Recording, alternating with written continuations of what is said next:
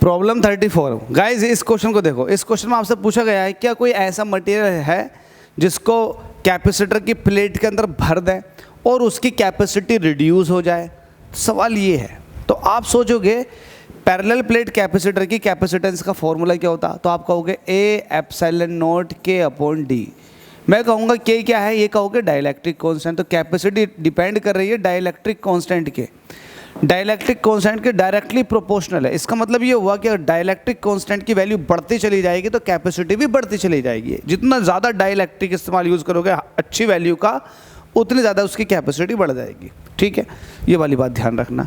तो जब आप ये देख रहे हो कि यार ये जो कैपेसिटेंस है मटेरियल की डाइलेक्ट्रिक कांस्टेंट पे डिपेंड करती है, तो इसका मतलब डाइलेक्ट्रिक कांस्टेंट जो होता है ये तो हमेशा एक से ज़्यादा होगा।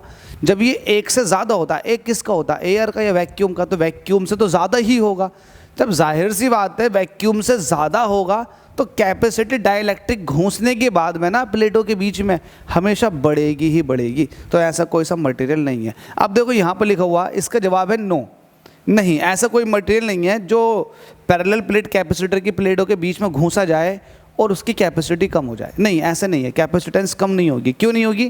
क्योंकि हमसे कह रहा है the dielectric constant of a material is always greater than 1, एक से तो ज़्यादा होता ही है।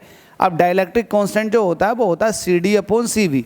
सी डी क्या है, कैपेसिटी कब, जब डाइलेक्ट्रिक घुसा हुआ है, और नीचे कैपेसिटी तब जब वैक्यूम बढ़ा हुआ है, इसका रेशियो। तो के जो है हमेशा एक से ज़्यादा होता है किसी भी डाइलेक्ट्रिक मटेरियल के लिए। जब ऐसा है तो इसका मतलब जो कैपेसिटी है वो डाइलेक्ट्रिक के साथ हमेशा ज़्यादा आएगी एज़ कम्पेयर टू वैक्यूम।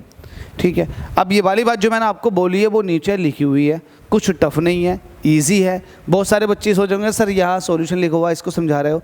तो भाई यही तो प्रॉब्लम है आप लोगों का, आप लोगों को समझ में नहीं आ रहा ना ये क्या लिखा हुआ है, तो उसको ही समझाया जा रहा है कि ये लिखा हुआ है, आप लोगों की मदद की जा रही है इसमें। ठीक है, थैंक यू सो मच। अगले क्वेश्चन में मुलाकात करेंगे, क्वेश्चन नंबर 35।